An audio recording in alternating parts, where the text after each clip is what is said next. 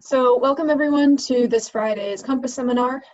Today we are going to hear from Professor Benjamin Kirtman. As you probably are all aware, Benjamin Kirtman is a professor at Miami. For those of you that don't know, aside from being a professor at RSMAS, he is also the director of the Cooperative Institute for Marine and Atmospheric Sciences, or CIMAS, as well as the director for the Center for Computational Science, Climate, and Environmental Hazards program. So we're very thankful to Professor Kirtman for presenting today, for taking time out of his busy schedule to come talk to us. And today we will hear from him discussing issues in sub-seasonal to multi-year prediction research. So with that, I will give Professor Kirtman the floor or the screen. Thank you, Haley. As you can see, when someone gives a title, issues in some broad, enormous area as their title, they clearly hadn't fully planned out their talk when they were asked to provide a title.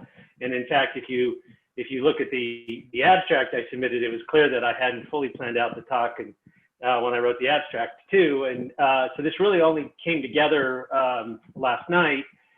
But I wanted to really thank everybody in the group I work with, all my collaborators, and many more people that have really contributed to some of the issues and results I want to raise. So I really want to thank them. Some of them are listed here, and I'm going to show some results from their research. But I also want to thank the community. There's a huge community that I work with in the sub-seasonal to multi-year prediction arena, and it's those collaborations over the years that have really shaped the way I think about things. So, and hopefully this will include some of those ideas. So what I want to talk about are these sort of three themes that are going to come throughout this talk. And these are sort of recent trains of thought, if you will, or some discussions that are going on. And the first one is this notion or this idea of a forecast of opportunity. In fact, there was this recent paper in BAMS with Anna Rita Mariotti as the lead author that called it Windows of Opportunity, a forecast skill. And so one way to think about it is a forecast as a forecast skill, but I actually think it's a lot more than that. It's, can you convey a reason to believe in the forecast? Can you actually provide confidence? And that's a little bit more than just a probability forecast. So I want to try to convey some of those ideas that, as we appear to be hitting a plateau on sub-seasonal and seasonal forecast capabilities, it may be that we have to really look hard for those opportunities when we know those forecasts are going to be skillful and useful in decision making. And so that's one theme that I hope I want to convey. The second theme is there's a lot of interest in this so-called signal-to-noise paradox, and I'm using, I am definitely using so-called here, those words, to convey my skepticism about this signal-to-noise paradox. And what are some of our work that we've been doing, I think really underscores that it's really just a misunderstanding of what predictability really means when they're model-based estimates. And so there's some really nice work that Wei Zhang has done in his thesis, and I'm going to highlight some of those results too. And then the third theme that I want to push is the importance of ocean mesoscale features, and I mean fronts and eddies, and actually determining whether it's fronts or eddies is an open question. There's a lot of interest in this now. In fact, there's a US CLIVAR working group that's focusing its activities on thinking about the importance of ocean eddies, ocean mesoscale features. And so this has really come into popularity recently, and it's a challenge. It's a big challenge because it becomes, how do you do a forecast when you're resolving ocean mesoscale features that you don't actually observe? How do you do that forecast? How do you initialize that forecast? How do you verify that forecast? These are really challenging questions. And how do you determine the role that those mesoscale features are actually playing in the forecast? So in order to capture those three themes, I sort of divided the talk in three parts. It's sort of sub-seasonal prediction experiment. This is a a prediction experiment that actually came from the North American Multi-Model Ensemble experiment. It was sort of an outgrowth, but has now become a separate project. And our leadership in the NMME project is sort of why we were asked to lead this SubX project. So we've had experience in these multi-model prediction experiments, and so they wanted to capitalize on that. And so I want to, when I summarize each one of these things, I want to sort of, give you an update where we stand, some recent results, some application, and then I want to touch on this question of the forecast of opportunity. I want to do that with both SubX and NMME. And then I want to talk about an emerging problem, this idea of multi-year predictions.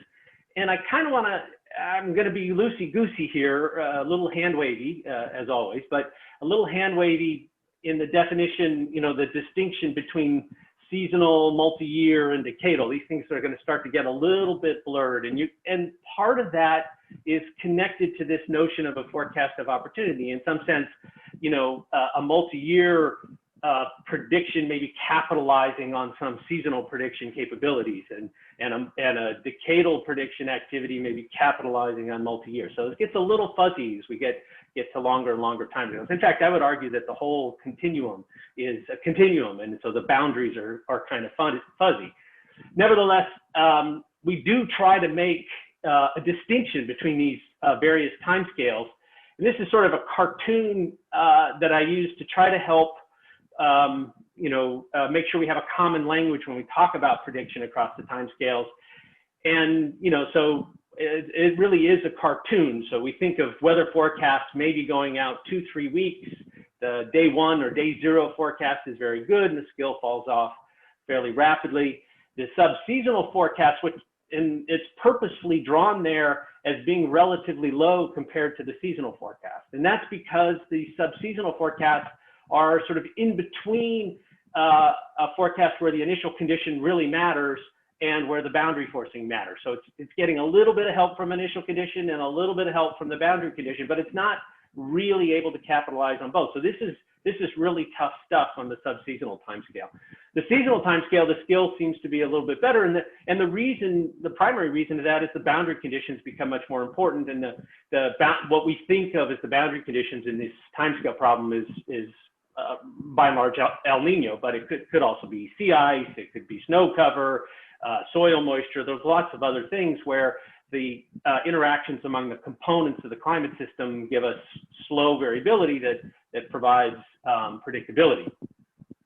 And then out on these longer timescales, there's this emerging effort on multi-year forecasts. In fact, NCAR is sort of building up to do a big effort. And there the timescale is something like 13 to 36 months. And this is emerging science. So we really, that's why the arrow there is kind of goofy looking. We really don't know what the scale is going to be. We're still thinking about predictability. We're not, there's some elements of ENSO that might be in there, but then there's some elements of even longer timescale variability providing predictability. And that longer timescale, of course, is the decadal timescale. And so you can see all of these things are going to kind of get blurry when you go out to these longer timescales. The importance of CO2, does it matter on multi-year, may matter on decadal? These things get pretty blurry. In fact, I would argue when we think about seasonal forecasts, actually over a 30-year retrospective forecast period, even CO2 becomes important there too. So the blurring across timescales is something to keep in mind. So again, just as an example of at least how I think about these things, this is a model-based example about how I think about at least the distinction between weather forecasts and seasonal forecasts. And of course, this is a forecast. This is the first 90 days of a forecast of I believe this is the 1998 El Nino, and this is the 1989 La Nina. And this is just the first 90-day average of the SST anomaly. The top panel, of course, the El Nino. The bottom panel is the La Nina. And I'm going to look at the rainfall in the black box. And so this is cheating, right? There's a big difference in the sea surface temperature there. We're going to expect a big difference in the rainfall. And of course, that's what we get. So here's an ensemble of cases. I think there's 8 of them in each case. Maybe there's 10. It's hard to remember. And what I want to highlight is there's two elements, or maybe several more elements. There's elements of these forecasts I want to highlight. First, you can see the mean rainfall over this first 120 days in both these cases is very different, right? They're statistically separated. The mean rainfall for the La Nina is much reduced, as expected. The mean rainfall over this black box for the El Nino is much more elevated. That's absolutely clear. You can see the weather forecast part, right? So in the black circle that's highlighted there, the ensemble members are staying tight together, really quite tight together. They have the same evolution. The weather systems, if you will, the convective systems, they all have the same evolution in the forecast. So for the first 14 days or so, that's the weather predictability.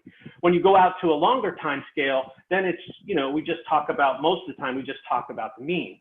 But there's another aspect in this that's much more challenging, and we actually haven't made a lot of progress on. Can I predict the difference in the statistics? It's not surprising at all that there's a big difference in the statistics. Look, the red curves are bouncing all over the place, whereas the blue curves are fairly flat. And that's not a big surprise. If it's not raining, then, you know, there's not going to be a lot of variability in not raining. And if it's raining really hard, there's going to be a lot of variability in raining very hard. So this is what I mean by I cheated. I picked a case where it's really obvious I should be able to predict a change in the statistics of rainfall. If I went somewhere else, if I went over Florida or went over California, it's a much more challenging problem. But this is what we're trying to do, is we're trying to predict not only these shifts in the mean, but a change in the statistics.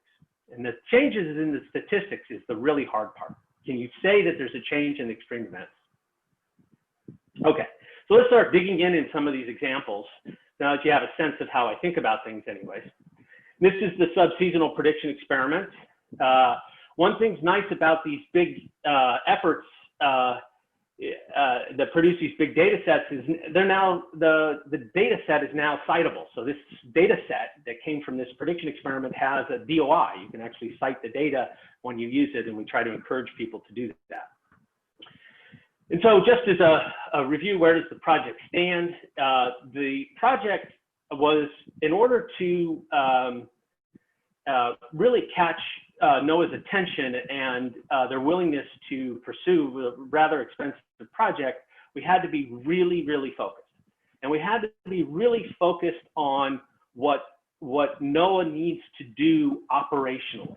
So this project was really designed to dovetail with the hazards forecast that NOAA issues at week 3 and 4. So the whole protocol, the scheduling of when the forecasts were due, were to dovetail with what the operational forecasters have to do in order to release a forecast. So that really restricts how you participate in these experiments.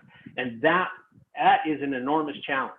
That turns out, surprisingly, how difficult it is for guys like me, researchers, to fit into a operational environment and to make sure you deliver your forecast on time, in time, all the time. There's no excuse for not making it. So this picture is the week 3 and 4 correlation metric.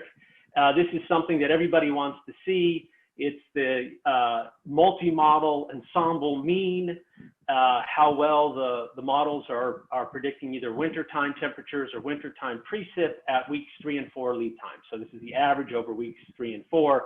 So there's on the order of, I would say, 50 forecasts that go into 50 different ensemble members, 5 to 6 different models. And we're averaging weeks 3 and 4, so it's a 14-day average. And so you can see we do a pretty reasonable, fairly reasonable job. These numbers are fairly small in terms of the correlation if you look at the bar. Fairly reasonable job with 2-meter temperature, perhaps slightly better in the winter than in the summer. And then, of course, rainfall, the scale estimates are considerably lower. So rainfall is always going to be a challenge.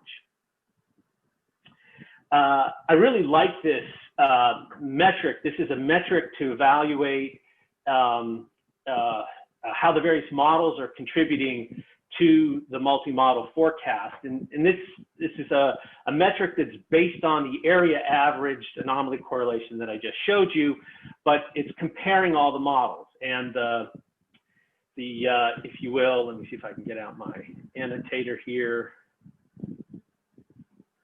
Hopefully this will work. This black envelope that you see here, that's basically the error bars. If you're within the error bars here in these envelopes, there's no difference in skill. So what we're comparing now is the individual contributors to this NMME project, this Sub-X project, multi-model project, compared with the operational NOAA forecast model. So again, the comparison to NOAA's operational system is based on this project being funded is, can we improve the operational guidance given to the operational forecasters? That's really the challenge. And so this metric sort of measures how the forecast skill evolves over time, and it's basically a coin toss test, but it's a very strict test in terms of, are the models actually producing something different? And so what you can see is, by and large, all the individual models are comparable skill to CFS, fairly comparable. There's some hints that the new model that NOAA is developing at EMC, the Environmental Modeling Center, is actually starting to pull away and be better than the operational model in terms of precip. But what you notice is there's a curve here, this one here. This is the multi-model forecast, and really quite quickly it jumps out as being more skillful than CFS. So the combination of models is actually able to produce something better than any one individual model in comparison to CFS. And then this is that test for, then the other panel is the test for that for 2-meter temperature. And pretty much the same story. None of the models really stand out, but when you combine all the models together, you get an improved week 3, 4 forecast over North America. Okay. So let's start getting into some of the questions, the open questions. What's really nice about this set of Sub-X models is some of them are coupled and some of them are uncoupled. The SST is prescribed. And so a big question that this Sub-X team put forward when it was preparing the proposal and trying to convince NOAA to fund the effort is that this would be a mechanism by which we could attack the question of, is coupling playing a role in these sub-seasonal forecasts? And the answer is mixed.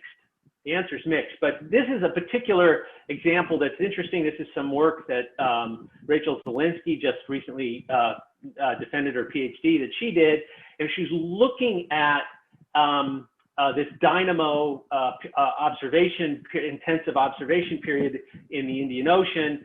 And there's two kinds of MJOs that people are, well, there's multiple kinds of MJOs, but people are sort of categorizing MJOs as ones that are just due to internal dynamics. Coupling doesn't seem to play much of a role. And those MJOs where coupling does seem to play a role. And these evolution of the rainfall done in terms of probability is looking at this second MJO, which a lot of the literature is claiming is a coupled MJO. And then this is looking at how well those uncoupled models are able to capture the evolution of that MJO. And this is bottom panel here is looking at how the coupled models are able to capture that MJO in a time longitude section. Again, it's all the models. So it's how do you combine them all? This is plotted in terms of probability of rain, whereas this is actually the TRIM observations. And so you can see, at least to some degree, the propagation characteristics seem to be better captured in this, for this coupled MJO in the Sub-X coupled models. We just found out that paper is moving forward just a couple of days ago, so we're quite pleased with that. This is some work that Kathy Pigeon and myself have been doing, and it's part of this high resolution ocean eddy theme or ocean Meso-Scale theme that I wanted to have run through this this talk, but also it connects to the importance of coupling. And so again, digging into those Sub-X forecasts, this is the contribution to the SubX forecast that we make here at Rosenstiel. And this is just looking at how locally, how the atmosphere and the ocean talk to each other in terms of turbulent heat fluxes. So it's a local correlation between the local SST and the local turbulent heat flux. So it's just that local correlation. And if that correlation is positive, the way we plotted it here, that correlation is positive, the ocean is driving the atmosphere. The ocean is forcing the atmosphere. And if that correlation is negative, then our interpretation is that the atmosphere is driving the ocean. And so here we're looking in the Gulf Stream, and you can see in week 1, this is very close to the initialization. The low resolution model has some elements of the ocean forcing the atmosphere, but it's relatively weak, but it's there. I mean, you can detect it. And then, of course, you can see in week 1, we've redone those same set of forecasts, but in this case, we've used a coupled model that's both higher resolution in the atmosphere and higher resolution in the ocean. In the ocean, it's a 10-kilometer resolution model. In the ocean, in the low resolution case here, it's 100 kilometers, and here it's 10 kilometers. So it's 2 orders of magnitude higher resolution in this high resolution model. So it has a Gulf Stream, it has eddies, whereas this has a very, very weak Gulf Stream and very, very weak eddies. And so you can see in week 1, they look fairly similar, although there's definite hints that the Gulf Stream is driving the atmosphere much stronger in this high resolution model. Okay, I can tell I'm not going to get through all my slides, so I apologize to all of my team where I didn't get to your slide. And then by week 4, you can see that initialization has given us some of that ocean force in the atmosphere, but a lot of that really fades rapidly when you go out to longer timescales to week 4, but it actually amplifies in the high resolution model. So you see fairly strong indications that the Gulf Stream is really forcing the atmosphere quite strongly in the week 4 forecast. Whether that produces more forecast skill, I'm going to come to that, and it's going to be a little bit more on a seasonal time scale, but in the example I'm going to look at is in the Pacific. But there is strong indication that these interactions are actually improving the forecast skill in remote regions. So in this case, in the Gulf Stream, it actually improves the forecast skill in the Southeast U.S. John Infante published some of that work recently, how that improves the forecast skill in the Southeast U.S. And then I mentioned this notion of applications. And one of the things that we always have to keep in mind when you produce these forecasts and all these skill metrics, the skill metrics, by the way, I think are of limited use. It's nice to know how well you capture it, but the real measure of whether that forecast has any real value is if people start using it to make decisions. And so we're also always looking for ways of how these forecasts could potentially be put into application models or be used to drive decision making. And this is just one example from Samantha's thesis, who she defended this summer. And this is looking at how those sub-seasonal model, the one we run here at RSMAS, how well it could be used to predict dust air mass over Florida. Dust air mass over Florida. And so this first panel here, this panel here is really focusing on, it has 2 colored bars. It has these sort of brownish red bars. I'm a little bit colorblind, so sometimes I have trouble with my colors. These are brownish red bars. Those are the week 1 through week 6 of these forecasts from this SubX model, how well the dust mass is, of the model is correlated with a dust mass estimate from blowing winds with the NCEP model and with the observed dust mass. And then the black bar, the way to think about the black bar is the perfect forecast. If I knew the winds perfectly, how well would I actually be able to predict the dust mass? And so what you notice is when if I knew the winds perfectly, I could do a good job. It looks like the forecasts also tend to do a good job overall. So if I knew the winds perfectly, those are cases when the forecasts seem to do fairly well. And Samantha in this paper presents a hypothesis of why that might be the case. But I would argue it's a good hypothesis, but it's an open question. Now the second panel, again, this is showing on average, if you do it over and over and over again, how well a perfectly knowing the winds would allow you to predict the dust loading over Miami. So it's tough. It's a hard problem. So even knowing the winds perfectly is tough. And then this is showing you the skill of the Sub-X models as a function of lead time. The blue curve here is basically how well did the Sub-X model do with the winds that are driving things. And so how well does it compare to the observed winds? So we're doing a lot better with the winds, and it just shows you how difficult some of these applications might be ultimately when you start thinking about decision making.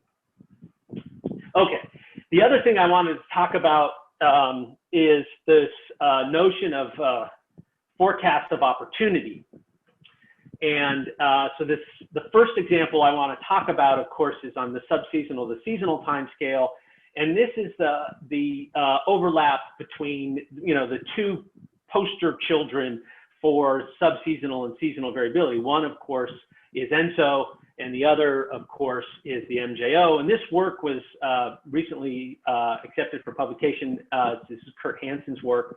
And he's really looking at the superposition of El Nino and the MJO on accumulated cyclone energy. So it was something of great interest here.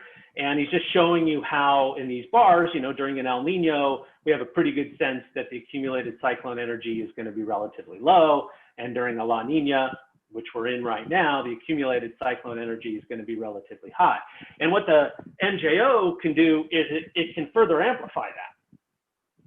It can either constructively or destructively interfere. And that was a big part of Kurt's work. But it was a real hard-nosed look at whether there's some potential forecasts of opportunity in this notion of overlapping ENSO state and MJO state. And so one of the key figures from the paper is this genesis potential anomalies. And what you're looking at in this particular example is this possibility of superposition. So you can see the genesis potential in panel A in the top left here. This is during La Nina. And then this is during the MJO phases 1 and 2. And so you can see there's a good probability of superposition amplifying the probabilities here in the deep tropics, if you will, the deep Caribbean, and actually perhaps reducing the La Nina signal to some degree a little bit further north. And again, with the MJO phases 5 and 6, again, this possibility of superposition. And so the way I sort of think about this, and this is, I know something from working with people at the Climate Prediction Center, that being able to update the hurricane forecast during the season. You take that seasonal forecast, yes, it's going to be a really active hurricane season, but 2, 3, 4 weeks in advance, can we say that we're going into a phase where it's really going to ramp up? Can we do that? And that's something where I think this notion of a forecast of opportunity really comes in. And then Mary Beth recently published a paper, which is really a hot topic. And this one, again, is this interaction of the MJO and El Nino, and MJO and La Nina, of course. But this particular example that I've pulled from her paper is really emphasizing rainfall in California. And it's one of the nice things that's come out of participating in both this Sub-X and these NMME projects is that operational experience and participation opens up research questions that I probably never would have thought about or really dug into. And this particular case is really interesting, and there's been a lot of literature in the last few years diagnosing the 2015-16 ENSO that wasn't in California. What I mean by that is in California during an El Nino, it's quite common, often the case, you have enhanced rainfall in California or the Western US in general along the West Coast. It's really quite common. What happened in 2015-16, however, is it was relatively dry. So the forecast, everyone was saying El Nino, it's going to rain buckets. In fact, my father would call me every week, and he would say, "When's it going to rain?" He lives in Santa Barbara. He'd call me every week, and the first thing he would say is, "When's it going to rain?" And it never rained. It was the El Nino that didn't happen. for California. And the reason Mary Beth is hypothesizing here is the superposition here, or the destructive interference between the MJO and the El Nino during that critical season, that critical month, in fact, February, where all that rainfall tends to happen in California. And what you can see is when you include both the El Nino and the La Nina effects, you get really weak, in fact, you get relatively dry conditions. So again, that forecast of opportunity, but driven by this open question, there are lots of hypotheses about why the California rainfall didn't happen, and Mary Beth, of course, has hers. So moving on to the North American Multi-Model Ensemble prediction project, we're really proud of this. This project in 2016, it started this work in 2009. In 2011, we became real time. We started doing this in real time. In 2016, it became officially a NOAA operational product. And that, from my perspective, that's a big deal, being declared a NOAA operational product. Getting NOAA to say that a project led by a bunch of non-NOAA people is operational was a big hurdle for us to get through. And so it required lots of debate and argument about what defines operational and all kinds of things. And the sociological lessons I learned in that process could drive a half a dozen dissertations in the psychology and sociology department. Really interesting argument about how to ultimately do it, but we got it done. And even one day, the head of the Weather Service said, "What am I going to do if you get hit by a bus, Kirtman?" And that was the highlight of my year that year. I got noticed by the head of the Weather Service. At any rate, this project has been really successful, and we're really very proud of it.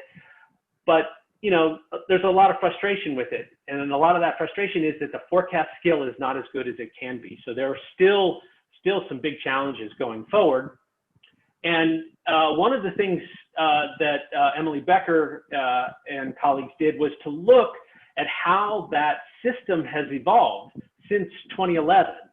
And basically what Emily argued is you can think about the NMME as being divided into, say, 4 incarnations. And in fact, we're probably moving in the next 6 months to a year or so to our 5th incarnation. And the reason there are multiple incarnations is models die and come back, and then new models come in, and that's actually one of the most important things about the NMME project. The reason it's multi-model and multi-institutional means the system is constantly improving, whereas the NOAA operational system, just the NOAA model, has been stagnant since 2011.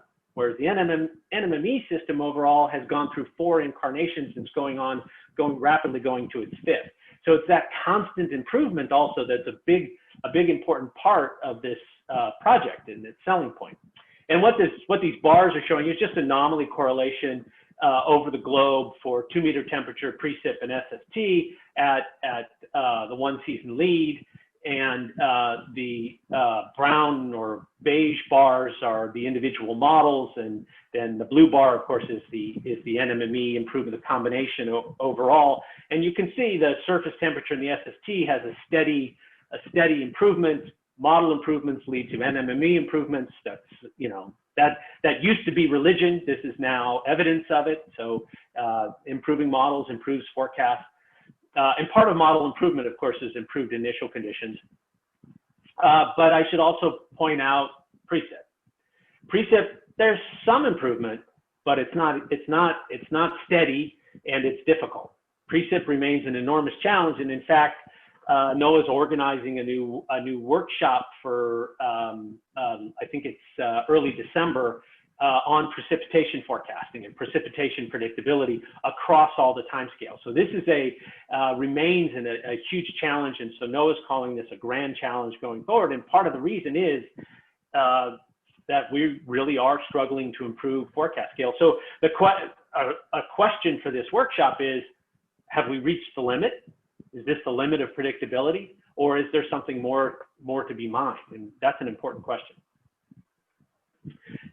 This is then looking at the 2-meter temperature and the precip globally, you know, spatial distribution, and the bottom panels are showing you the difference in that correlation. And so wherever that difference is blue, that's good. What that means is the newest NMME, NMME4, is improving over NMME1. And so you can see for surface temperature over land, it's pretty clear, you know, globally in most places there's an improvement. There are some places, of course, that it's not.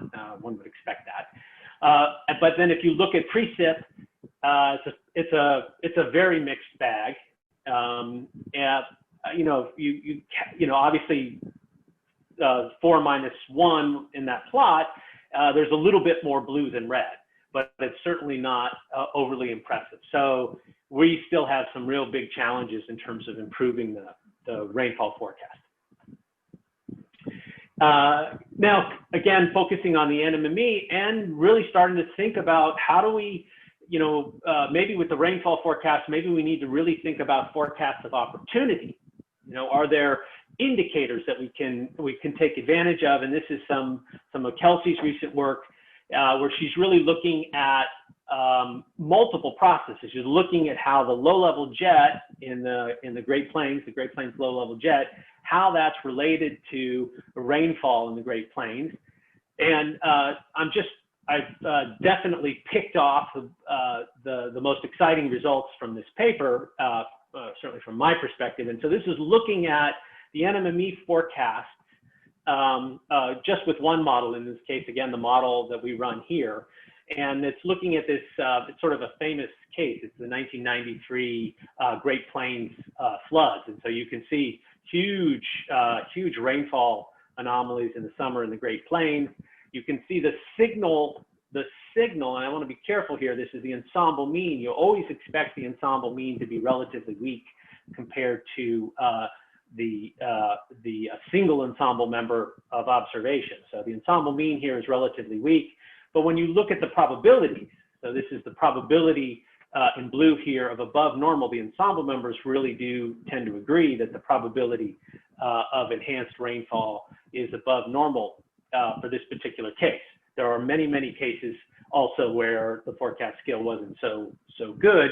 And what Kelsey tried to do is, well, can she learn from the good forecast and can she learn from the bad forecast?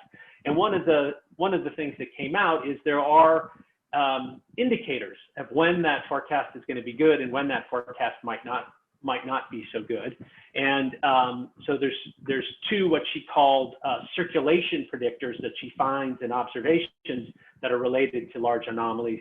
One is the Caribbean low-level jet, and the other is the PNA. So this is looking at the PDF of the low-level jet, in this case, the importance of the low-level jet in that process. But she's looking at the low-level jet, how that probability of an enhanced low-level jet shifts when you have a strong Caribbean low-level jet and a negative PNA compared to the observed PDF. And the model, although not nearly as dramatic, is able to capture some of that in the forecast. And then she also looked at confidence builders, forecasts of opportunity of Atlantic predictors. And here it's the negative phase of the low-level jet and then the Caribbean low-level jet. And again, you see a similar shift, but the model definitely is not capturing as broad a shift as observations, but at least some indicator that you can get some confidence in the forecast. Again, this is now really banging on the ocean mesoscale features. This is some recent work that was just accepted in the Journal of Climate. And the way to think about this work, oh man, I'm not even going to get close. What this work does is it looks at states where the Kuroshio extension is eddy active and states where the Kuroshio is eddy inactive. So in this labeling here is eddy inactive, and this is eddy active. So it's looking at eddy inactive periods minus eddy inactive periods. And this is looking at what happens to observations of trim rainfall. And we're going to be really interested in what's going on over California in this case. But you can see there's a definite signal of enhanced rainfall. And then it's looking, this case is looking at the same NMME forecasts that we've been looking at all along, but in this case, just the low resolution ones. And so you can see somewhat of an anemic amount of rainfall over California. And then this is looking at that same set of forecasts, but in this case, we're running it with that model that resolves the Kuroshio that has this 10-kilometer resolution in the ocean and 50-kilometer resolution in the atmosphere, whereas in the low resolution model, it's 100 kilometers in the ocean and 100 kilometers in the atmosphere. And then digging down into, really looking at it in the cumulative distribution of daily rainfall, a little more detail. This is the observations, the A panel. B is the high resolution model, so they're out of order here. And then C here is the low resolution model. And this is looking at the cumulative distribution. And what you can see is the blue dots here correspond to those eddy active years, and the yellow dot, the orange dots correspond to the eddy inactive years. You can see there's this big shift in the distribution in both the observational estimates and in the high resolution model. They don't, clearly the cumulative distributions aren't pegged enough towards lower values, but nevertheless, you can see that they're well separated in both the model, the high resolution model, and the observations. But the low resolution model is not able to detect a difference in those eddy active years and those eddy inactive years. Okay, I'm going to skip a little bit here. I was going to look at an application of coastal flood, but since time is short, I'm going to go ahead and skip that because I really do want to talk about this so-called signal-to-noise paradox. And this paradox became very popular a couple years ago, and it remains popular. And I'll be honest with you, I'm quite skeptical. I really don't understand why it's capturing so much attention. It doesn't jive with me. But so Wei, in his thesis, has done some really interesting work about this signal-to-noise paradox. And what this is from a Nature paper published by Adam Scaife and Doug Smith. And Adam and Doug are good friends of mine, and they know they're well aware I'm skeptical of it. And in fact, Adam was a reviewer of Wei's paper, so it's an earnest and friendly disagreement. But anyways, this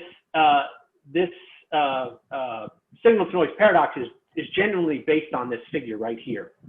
And so this black curve that I'm highlighting in red, very helpfully highlighting in red, this black curve is showing the forecast skill as a function of number of ensemble members for the model predicting the real world. Okay, so you can see forecast skill continually increases and then kind of plateaus at a large number of ensemble members. That's okay, and this is for the NAO, the North Atlantic Oscillation. And then one of our, the most common measures of predictability is to look at how well does the model predict itself. So you hold out one ensemble member and you ask, how well do you predict it? It's a common way to do predictability, and they're doing this in the forecast setting, so it's really quite robust. And what they find is that the model does not predict itself as well as it predicts nature. And this is what they're calling the paradox. They're calling the paradox is that the model doesn't do a very good job of predicting itself. And what I argue here is that that's a misinterpretation of model-based predictability. And so I want to give you an example. Suppose you're trying to predict El Nino and you chose a model that didn't have El Nino, and you did this perfect, how well does the model predict itself? It would do lousy. It has no El Nino. There's nothing to forecast, no forecast skill. So it would do lousy at predicting itself. On the other hand, if you chose a model that had perfect periodic El Nino and you did this perfect predictability, you would say El Nino is perfectly predictable. So my argument is that these model-based estimates of predictability are estimates. They're neither upper bounds nor lower bounds. They're entirely dependent on the fidelity of the model.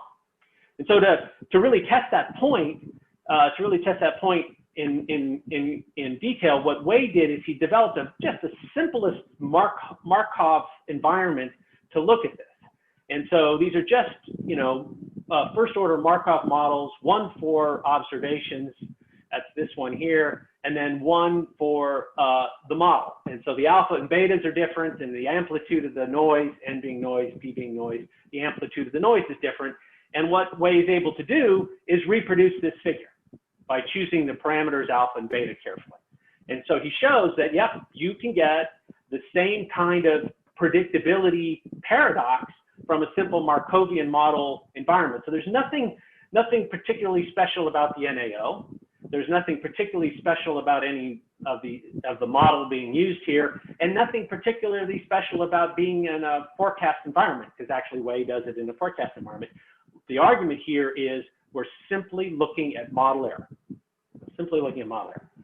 And so Wei went one step further and he said, okay, let me take a look at that with all the available CMIP models and estimate alpha and beta from all the CMIP models, and then estimate which ones of those would have a signal to noise paradox, if you will.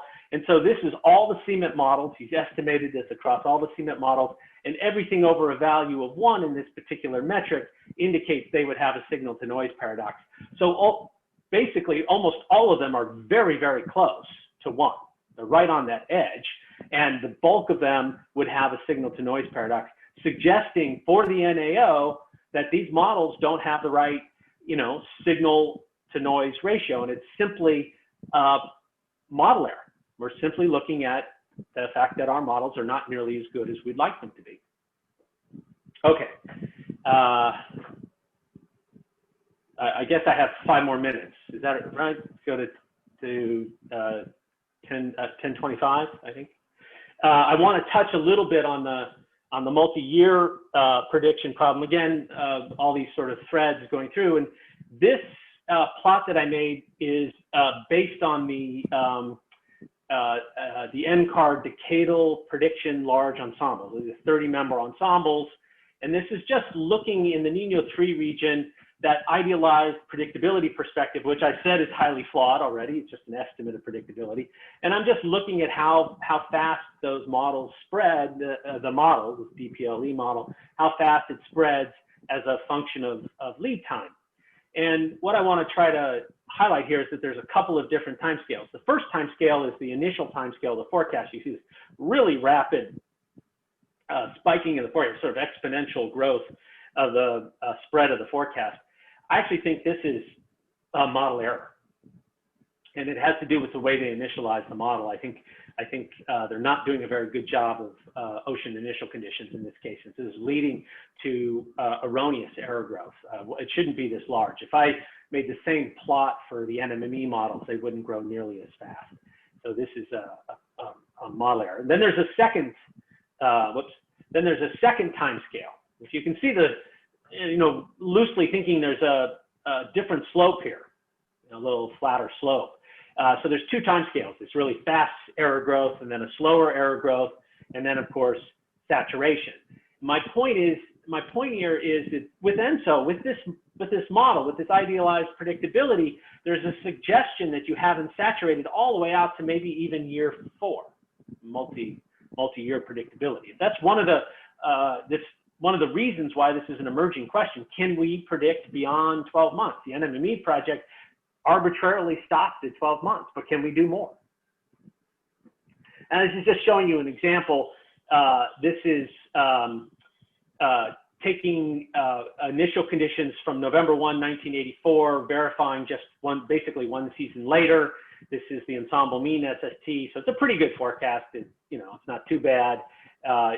During JFM 1985, there was a cold event, and so it's fairly reasonable. Then this is looking at a whole year earlier initializing, but verifying at the same time, and then finally another year ahead. So it's the 3rd JFM, so year 3. And again, there's some hints that you actually can get El Nino, you might get the state in the Pacific, have some information, and even have some information in the North Atlantic showing up in all 3 of these that are pretty systematic. But there are regions where there are big differences, right? So these change quite dramatically in the Kuroshio. They're quite a bit different. So there's some interesting things to be learned from these. And then this is looking at it in terms of probability. We should always think of these forecasts in terms of probability. So here I'm just plotting probabilities of lower tercile, which really highlights the big difference in the forecast in this region. Big difference. But there's consistency in the tropical Pacific and consistency in the North Atlantic in some regions. So one of the issues, one of the reasons we think we can do this multi-year thing is persistence. In part is persistence, or cold. The conditions remaining cold in JFM1 and then remaining cold in JFM2. And so this is an estimate of how well these forecasts do compared to observations in terms of the probability of cold followed by cold. So I'm just looking at the probability. So I'm not doing it event by event. So I don't know if I'm forecasting those persistences, those cases of persistence at the right time. But you can see there's really high probabilities in both the observations and in the model in terms of cold followed by cold. And you can see that in the tropical Pacific, North Pacific, and in the North Atlantic. So then the question is, well, is always persistent like that? And this, there's a lot of sense of that. But this is now looking, can you get a flip-flop? And so can you get a warm followed by cold? And so this is, beyond a year. So this is taking the November starts, looking at the first JFM, and then looking at the second JFM. So this is months 14 and beyond. And so what you can see is the observations show that there is significant probabilities of that happening in the observations, and the model captures that significant probability. But again, from this plot, I don't know that that's always right in terms of scheduling. This picture you've seen. Unfortunately, I don't have time to cover more on the multi-year time scale. You can see there's lots of really interesting results. I did exactly what I tell my students not to do, and that is include too many slides and too many results. And as you can see, it just goes on and on. Southern Ocean is really interesting. We're looking at ozone recovery and depletion and post-ozone recovery. So anyways, I just want to let you know there's a bunch of stuff I didn't have time to cover because I talked too slowly. But maybe next time I can highlight some of those later things. I wanted to just come back to the 3 points I wanted to raise. This notion of forecast of opportunity, I think that's our future. That, when you look at the routine forecast skill, verifying every single forecast overall, the growth in forecast skill is going to be a long, slow slog. But are there times? Can we capitalize on those times? Can we identify those times in advance where we should believe the forecast and act on the forecast? That's I think, a challenging question going forward. And this signal to noise paradox, which is extremely popular in the literature. I just got a call from Science magazine a few weeks ago. Another paper is being published in Science about the signal to noise paradox. So clearly it's captured the imagination of the community. And I have this sense, I'm making this argument that I think it's a misunderstanding of what predictability really means. And then of course, I want to argue for this importance of ocean mesoscale features, fronts, and eddies, of course, in terms of improving our ability to forecast. So even though forecast skill in many cases is plateauing, I do think there are directions that we see out there that are offering opportunities to improve forecasts, mesoscale features in the ocean, getting the air-sea feedbacks right, and then this notion of constructive and destructive interference of processes, El Nino, MJO, and there are many others.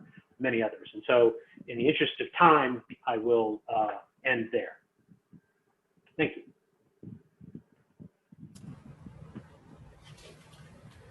Okay, thank you very much. Do we have questions? I suggest if you want to ask a question, do it like Amy, activate your camera and your microphone. Amy, you are still muted. If you want to ask something, you need to unmute yourself. I can wait if anybody else wants to ask. I was just, I was actually turning on my video just to clap. Well, thank you. Okay. Usually have students ask first. Yeah, so Haley had to leave. She has something else. That's why I'm running the questions and answers. So any questions from students?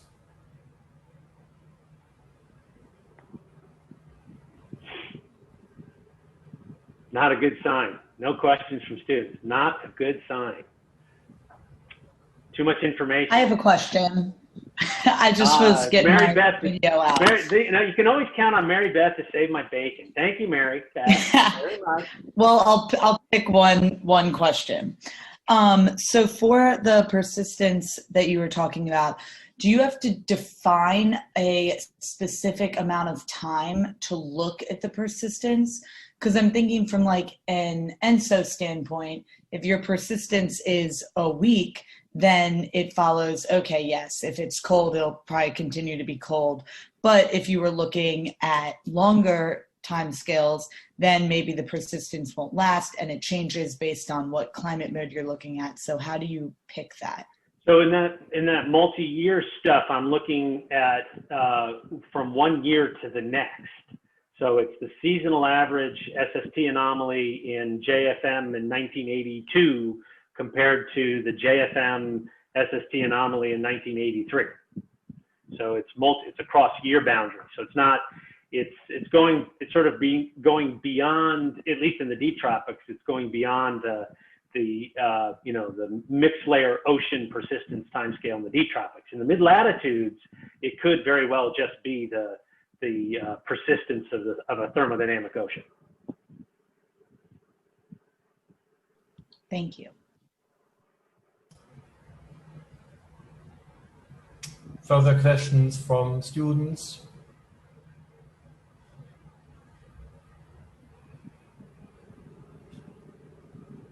If there are no student questions, I guess Amy is the next. Okay, Ben, that was not TMI. I loved it. Thank you so much. Thank you. Thank you.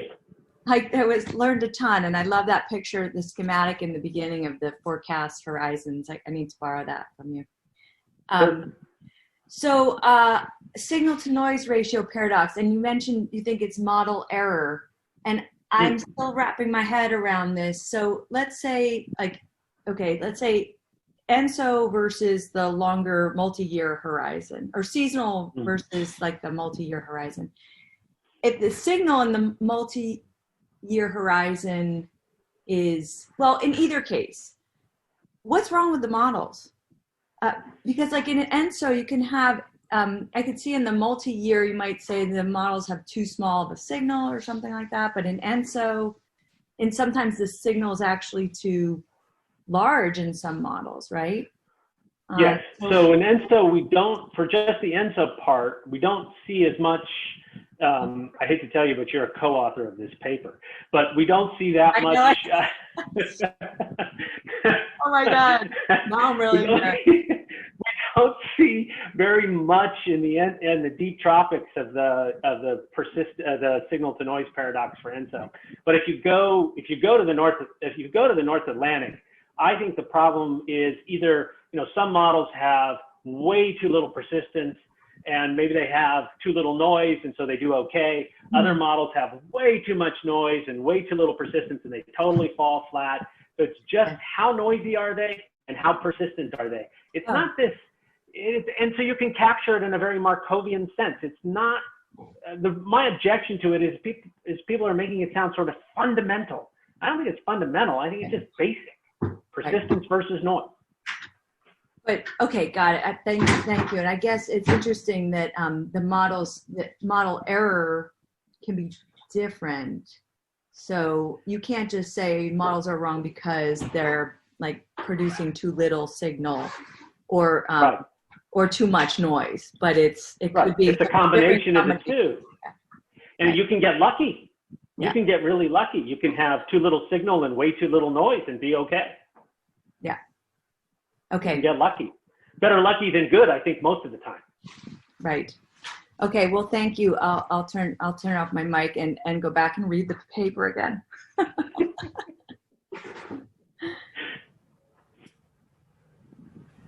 Okay, Arthur, you have a question?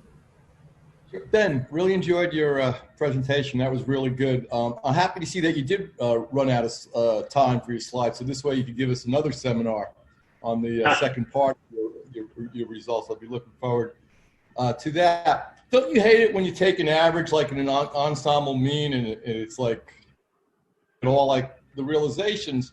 So for example, that one plot where the ensemble mean was, very weak over the northern Gulf of Mexico states, maybe what you want to try to do is grab the regions from each of the ensembles, find the maximum values in there, and then for each of those regions, set up a new coordinate system at the maximum values, and then average everything in that coordinate system for all the ensembles, and then average the different maximum values from the ensembles, and then you'll get a signal there. That's an interesting idea. I like that. I mean, I agree with you. Your fundamental criticism of showing ensemble means. I totally agree with you. It's amazing to me in talking to communities, forecast communities, but also user communities. People want a deterministic forecast. They want a deterministic forecast. You can fight with them day in and day out that it's not scientifically justified. What's justified is a probabilistic forecast, and there are a billion different ways. That's what's so great about these ensembles, and you're suggesting yet another coordinate transformation. Great ways to think about using the ensembles to produce a more meaningful forecast. But that process, that socialization of getting people to use probabilistic forecasts is just a battle. It's just amazing. And so when I publish a paper in weather and forecasting, they're going to want to see the ensemble mean. Yeah, unfortunately, if you keep using Eulerian coordinate systems to do your averaging, this is a curse that will last forever. You really do got to go to a feature average to show these ensembles.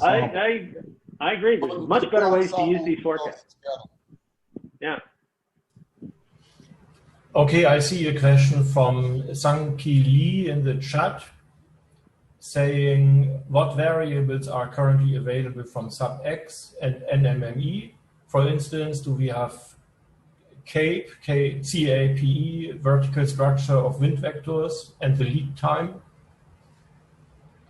So, Sang-Ki, I appreciate the question. It's a little bit like picking at a scab, though. It's a tough question.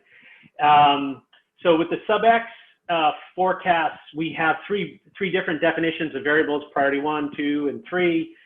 We've done priority 1 variables are pretty basic. Priority 2 variables are a little more interesting, and then priority 3, of course, are even more. So we've done a pretty good job with the SubX variable. So it's a large array. I can't go through all of them, but there are wind vectors, there are vertical structures. With the NMME, we haven't done as well going forward. We have a retrospective set that you could get CAPE out of. You can get the vertical structure, you get daily data, but it only runs over the forecast from 1982 to 2010. So there's this big gap. It doesn't have all those evolutions of the NMME models. This data question, we just had for the NMME project, we just had a big discussion about what are we going to do about the data going forward, because we do feel like we're not doing a sufficient job of servicing all the research interests with the NMME data, and we could be doing a lot better, but boy, that's resource intensive, and we just, we have to somehow find the resources.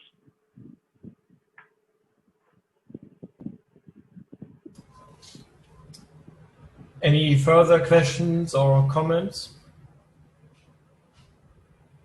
I don't see any, so we can thank Ben again for comprehensive. Thanks for your time, bro. I really appreciate everybody's time. Thank you. Yeah, so it was very nice. I recorded it, so you can probably find a link to this on our webpage later this evening or so.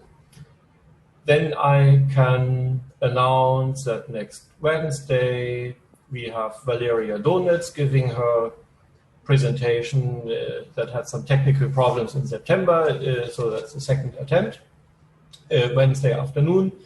And next Friday we will have the first 2 student presentations of the new academic year, both in Zoom and the event on Wednesday will be in SLAB 103.